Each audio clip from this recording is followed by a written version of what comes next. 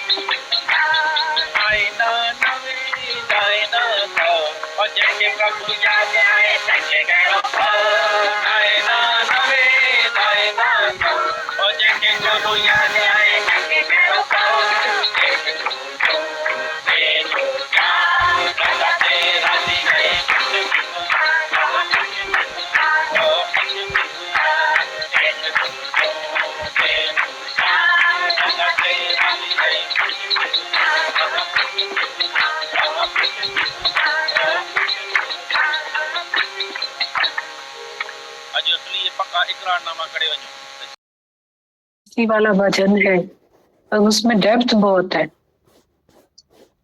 सारे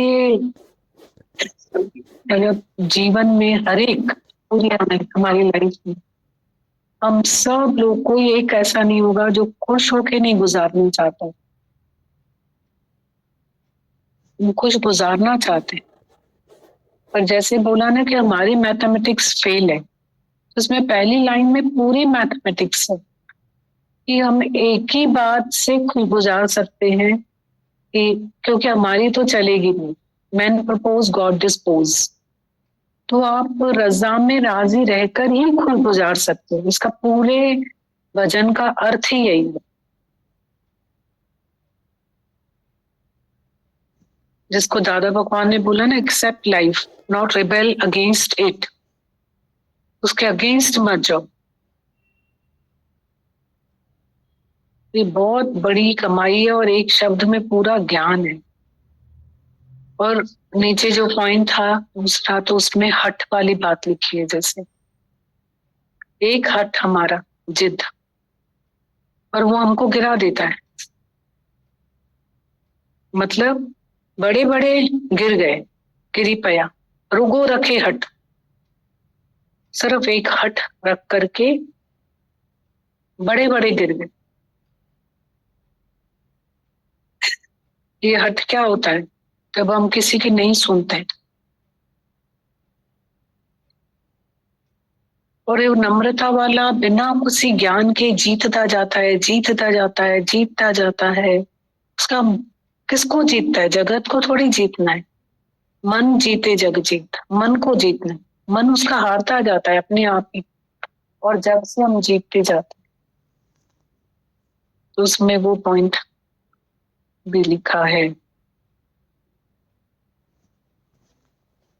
मैं बताया ना कि ये टाइम होता है, वो टाइम होता है।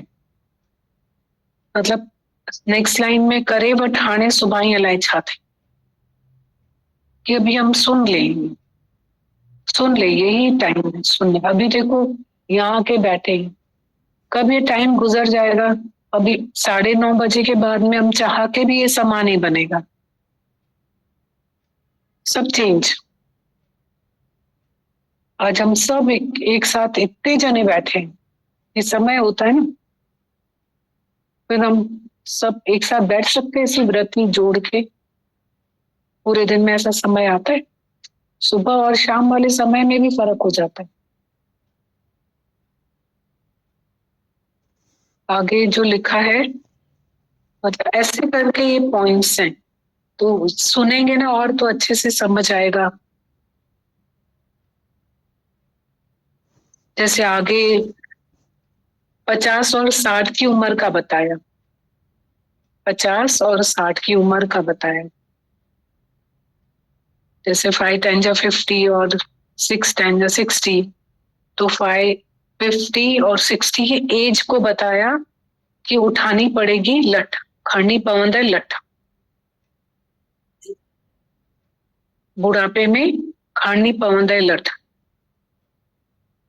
और फिर जो बताया आगे 70 और 80 के एज का, कि हमारा ये सर ही घिस जाएगा, खत्म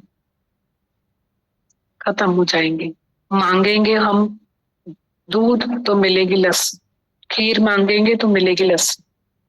मतलब एग्जाम है, लाइफ जो है एक एग्जाम है, बहुत बड़ी एग्जाम है।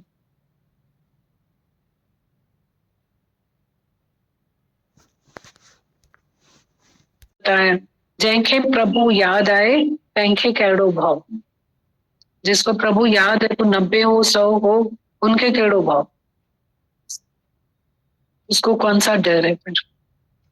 अच्छा है, बहुत मीनिंगफुल भजन है। और अगर हम भजन सुनते हैं ना, तो सिर्फ झूमते नहीं है, पर उसके अर्थ को भी पीते हैं। और जैसे बताया ना, याद हो जाती है कोई बात, किसी फॉर्मूलाज को एक सॉन्ग के वे में, एक उसमें। तो ये सच है कि जो अलग अलग तरीके से ना ये चीज है ना, हमें गुरु देना चाहता है कि तुम ऐसे समझ जाओ, अलग अलग तरीके से इस भजन के रूप में अर्थ, कितने गहरे अर्थ है, ये समझ जाओ, कैसे भी तुम समझ जाओ इस बात को, है ना। तो कई बार है ना, भजन के रूप में भी बातें बहुत समझ आती हैं, बहुत समझ आता है। और कोई अपना भाव भी भजन में डालता है, तो भजन के थ्रू अपना भाव भी प्रकट करते हैं हम लोग, शायर होते हैं। गुड़िया तो करती ही रहती है, भजन बनाती रहती है, अपने भाव भजन में डालती रहती है। कुछ ना कुछ ये लोग बनाते, रिम्पी बनाती है, जैसे भाव भजन में आ जाते हैं।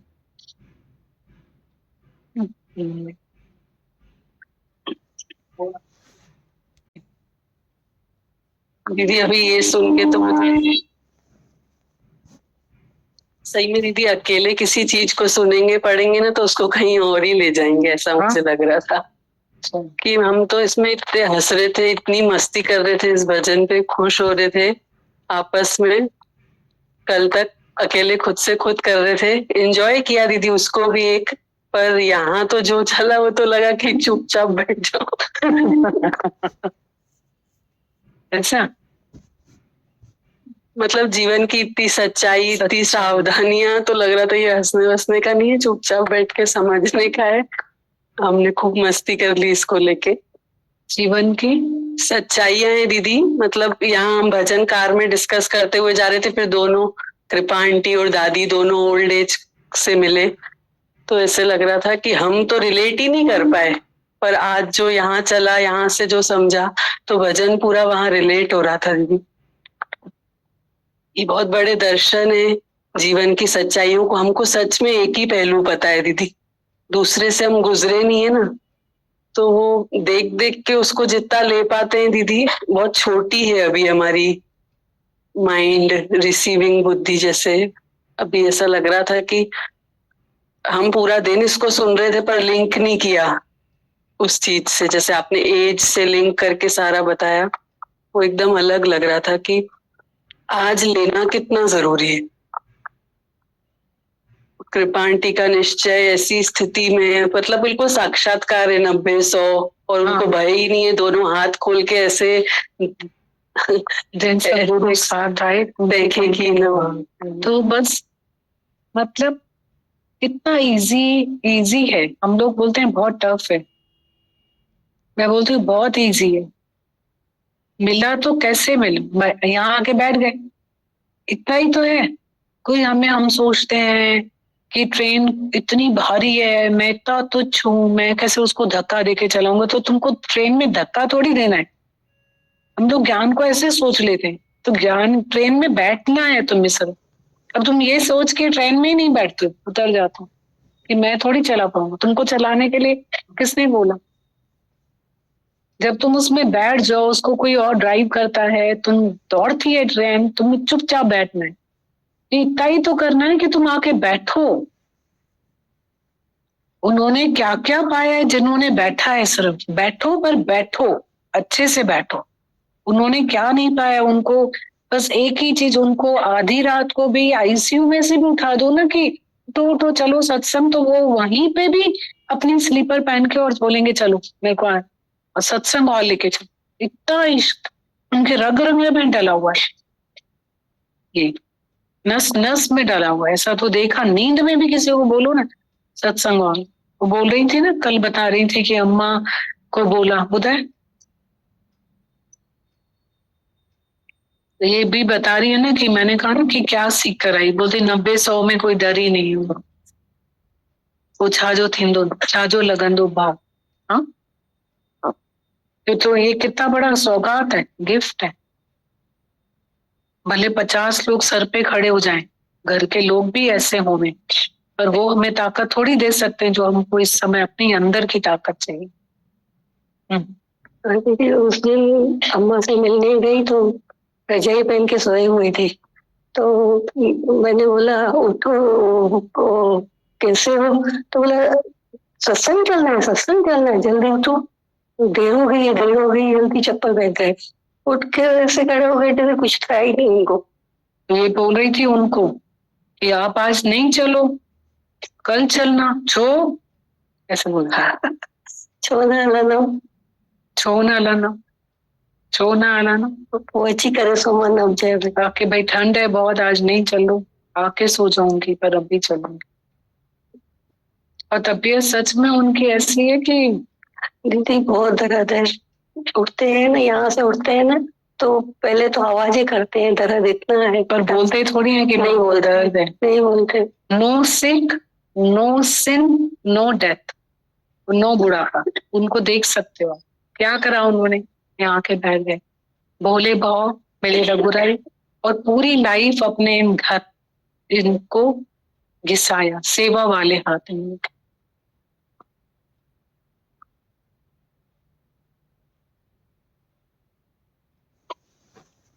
बहुत। और आज देखो कैसे इतनी बड़ी उम्र में, बीमारी थोड़ी है कोई भी उनको, और बुढ़ापा भी होते हुए भी दूर है उनसे। सीख सकते हैं हम लोग बहुत, क्या कहाँ से पाए। हम सब तो कर रहे हैं काम, पर काम कौन सा काम आ रहा है ये 1 घंटा, और 1 घंटा हम क्यों छोड़े। सब तो हम कर ही रहे हैं ना, सब कुछ। वो मदद करे तो कि ऐसा शरीर हो जाता है, इतने कपड़े हम पहन भी नहीं पाते, देख भी नहीं पाते। तो हम लोग सामान इकट्ठे करते हैं, हम उनको देख भी नहीं पाते हैं, मतलब यूज भी नहीं कर पाते हैं शरीर को। कितना हम लोगों की आसक्तियां होती हैं, फिर हम लोग कितना दुखी होते हैं कि हम ये नहीं कर पा रहे, ये नहीं कर पा रहे। ये समय निकल जाता है। नहा के आते हैं सुबह भी, नहा के हाँ, आते हैं। नहा के बहुत सही है वो, बहुत सही है। बहुत बातें दिखती हैं उनमें, बहुत एक्सट्रीम है, बहुत सारे पॉइंट्स हैं।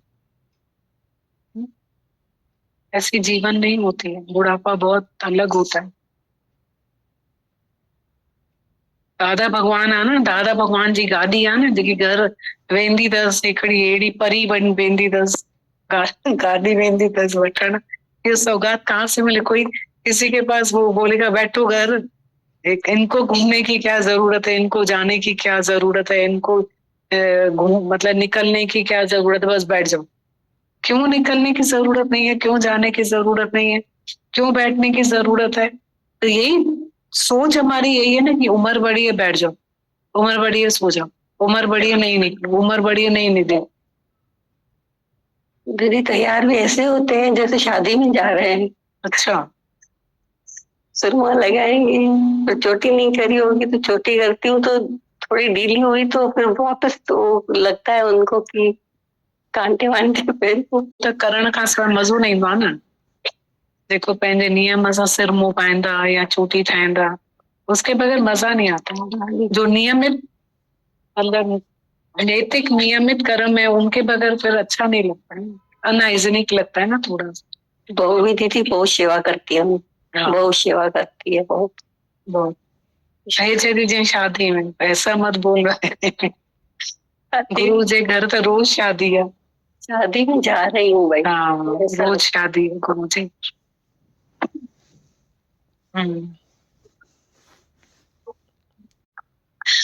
क्या बोल रही, जवानी में बैठते हैं, बोल।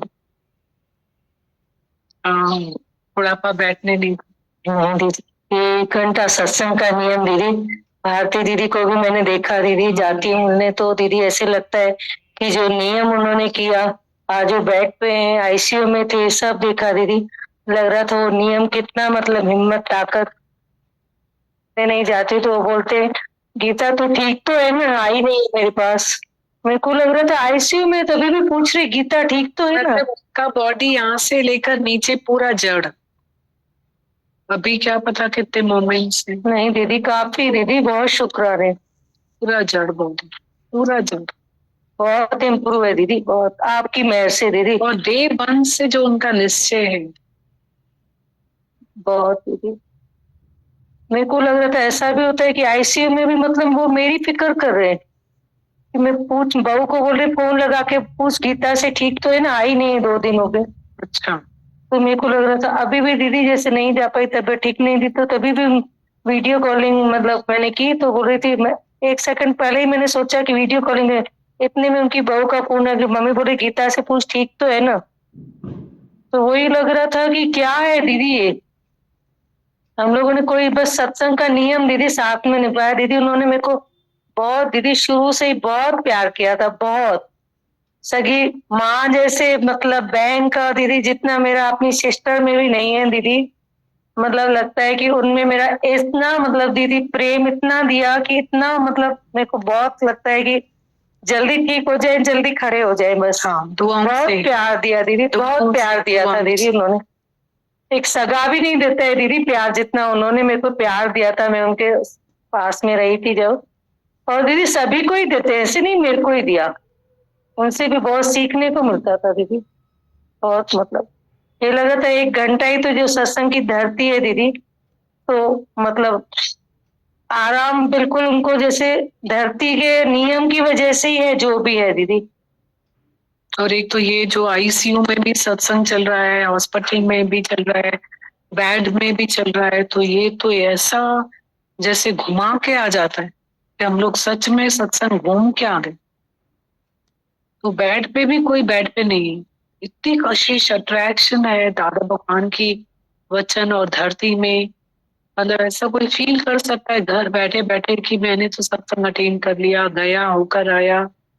जैसे जूम पे सत्संग जब कोविड के समय होता था तो ऐसा लगता ही नहीं था कि हम घर से नहीं गए, और आज भी जो होता है तो ऐसा नहीं लगता है कि हम अकेले एक घर में बैठे हैं, ऐसा लगता है कि बिल्कुल हम सत्संग में बैठे हैं। शुरू से ही दीदी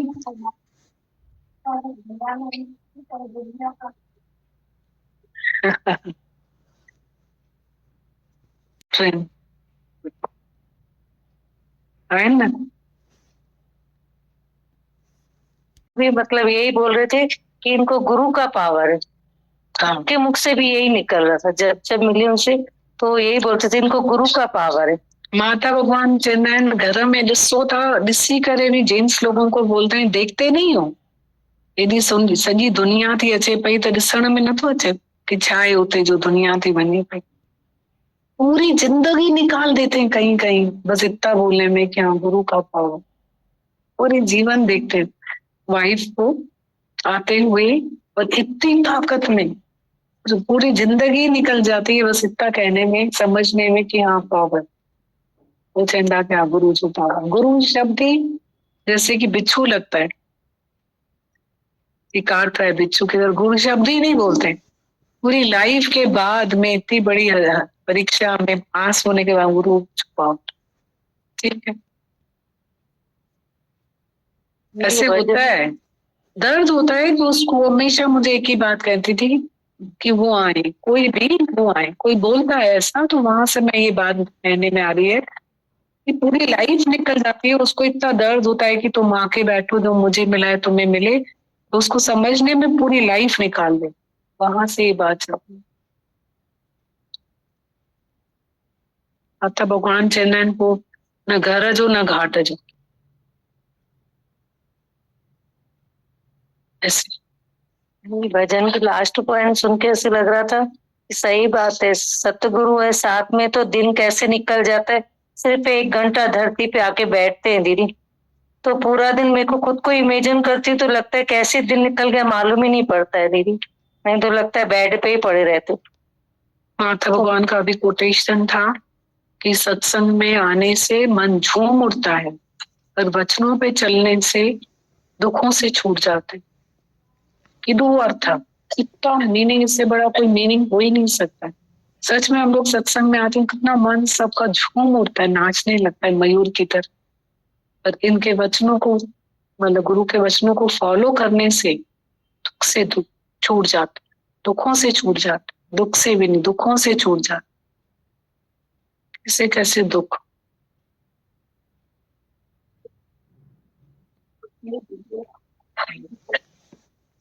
कुल है जगत, दुख आता है मिथ्या है, दुख आता है तो माया में हम लोग दे फॉल इन लव, बहुत हम नीचे चले जाते हैं, बहुत नीचे चले जाते हैं, उसका रूप बन जाते हैं, उसी में ही जीते, उन्हीं उसी वैसा ही जीते।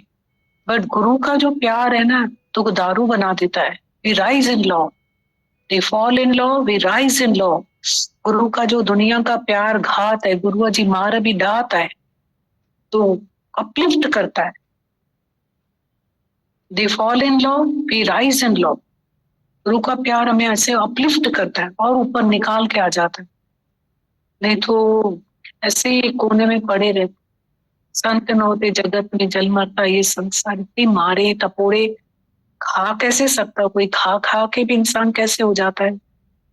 मतलब माया की कोई कम मार नहीं। कल दादा भगवान ने एक लाइन लिखी, मैं मतलब बीमारी से भी बड़ा मैं बीमार, यही तो है हमारी बीमारी कि मेरे को प्यार, मैं प्यार स्वरूप हूं और अज्ञान है मुझे प्यार चाहिए, और मैं खुद प्यार स्वरूप हूं और मुझे प्यार चाहिए। तो ये अज्ञान है। तो अज्ञान कितना खराब है कि मुझे प्यार चाहिए और मैं प्यार स्वरूप हूँ।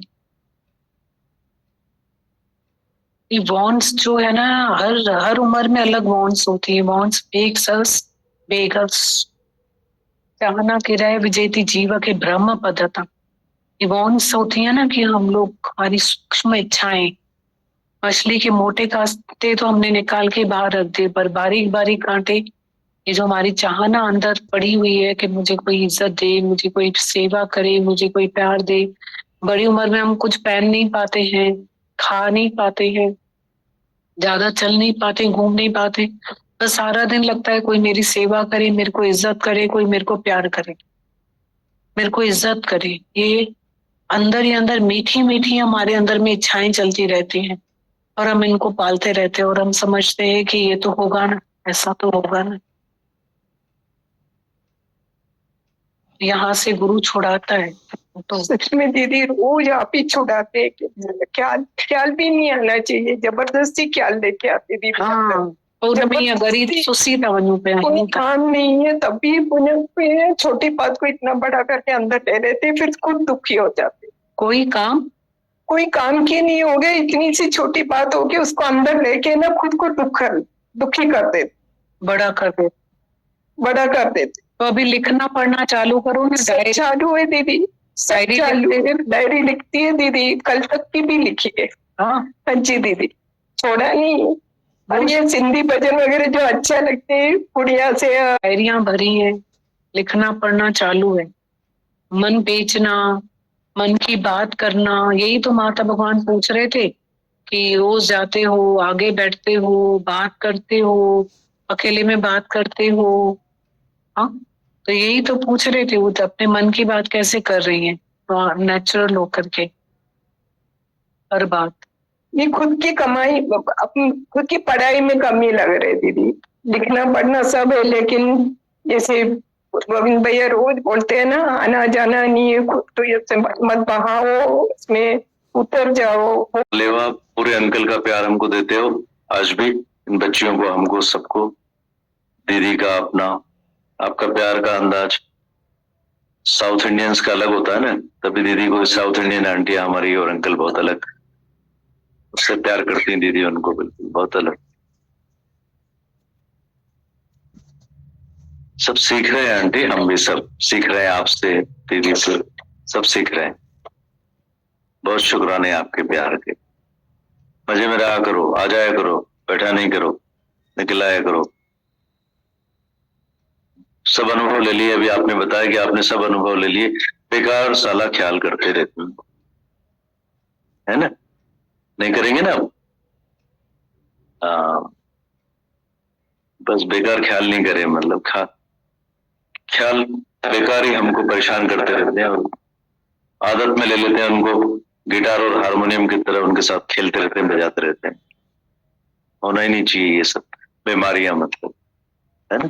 गुरु के बाद सिर्फ गुरु की बातें, गुरु का प्यार, है ना? ये डायरियां और ये वो, मैं भी लिखना पढ़ना चालू करता हूँ, बिल्कुल। बहुत शुक्राने आपके। पढ़ा करो बस, जब भी ख्याल आए पढ़ा करो, वही अपनी बातें, अपनी डायरियां, अपनी बातें ही पढ़ा करो कि क्या सुना मैंने, क्या समझा, क्या लिखा, क्या बोला दीदी ने, क्या चला, क्या जो भी अनुभव लिखते हो ना, बस उन्हीं को ही पढ़ा करो, वही सब कुछ है, तो सुना दिया करो हम जैसे लोगों को, है ना? करने में ही नहीं आया, याद था आज गणित बिगाड़ दिया में आया था ना। जगदीश जाओ, यो भजन जाओ, ये तो सब बोल लेता है ना, और है ना? भजन को ही पूरा करो।